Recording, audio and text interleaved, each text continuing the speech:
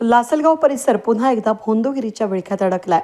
धक्कादायक चित्र समोर आलं असून महिलांना फसवून अघोरी विद्या आणि भूतबाधा काढण्याच्या नावाखाली शारीरिक आणि मानसिक शोषण केल्याचा गंभीर संशय व्यक्त होताना दिसतोय. हा संतापजनक ऑडिओ क्लिपद्वारे या प्रकरणानं उग्र वळण घेतलं असून राज्यामध्ये यापूर्वी भोंदू, अशोक खरात आणि संगमनेरमधील कथित गडगेबाबा नायगावचा डॉक्टर मोहन पुरी यांच्यामुळे निर्माण झालेल्या खळबळीच्या पार्श्वभूमीवर लासलगावमधील हा नवा प्रकार समोर आल्याचं नागरिकांमध्ये संताप उसळलाय.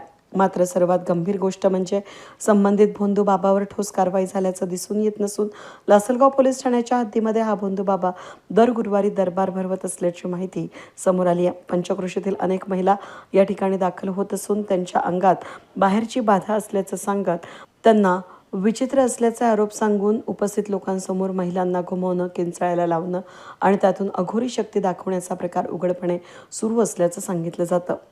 यामधून अजूनही गंभीर म्हणजे असाध्य आजार बरे करण्याच्या नावाखाली वैद्यकीय उपचारांपासून महिलांना दूर ठेवलं जात असल्याचंही समोर आलं आहे.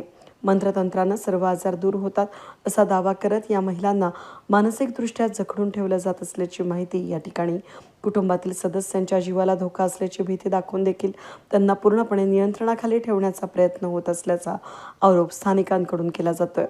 या प्रकरणाला नवं वळण देणारा एक ऑडिओ क्लिप सध्या सोशल मीडियावर प्रचंड व्हायरल झाली आहे. या क्लिपमध्ये संबंधित भोंदू बाबा एका महिलेच्या पतीशी बोलताना अत्यंत अश्लील आणि खालच्या दर्जाची भाषा, संतापजनक शिवीगाळ करताना ऐकू येते. तथाकथित हा आध्यात्मिक चेहरा मिरवणाऱ्या व्यक्तीचं खरं स्वरूप नागरिकांमध्ये पाहून तीव्र संतापाची लाट उसळली आहे. पीडित व्यक्तीच्या म्हणण्यानुसार त्यांची पत्नी वारंवार या बाबाकडे जात होती. तिच्या अज्ञानाचा आणि मानसिक स्थितीचा फायदा घेत या भोंदू बाबांना तिचं शोषण केल्याचा गंभीर आरोप करण्यात आला असून याच कारणावरून संबंधित पती आणि बाबामध्ये कडाक्याचं भांडण झाल्याचंही समोर आलं आहे. त्याचाच ऑडिओ आता व्हायरल झाला आहे.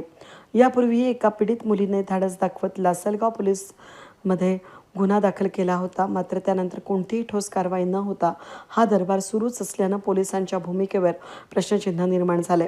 जादूटोणा विरोधी कायदा अस्तित्वात असतानाही अशा प्रकारे उघडपणे भोंदूगिरी सुरू राहणं ही गंभीर गोष्ट मानली जाते. सध्या या प्रकरणानं लासलगावसह संपूर्ण निफाड तालुक्यात खळबळ उडवली असून नागरिकांकडून पोलिसांनी तात्काळ सखोल तपास करून संबंधित भोंदू बाबावर कठोर कायदेशीर कारवाई करावी अशी मागणी करण्यात आली आहे. वेद न्यूजसाठी प्रतिनिधी कैलास उपाध्ये, लासलगाव.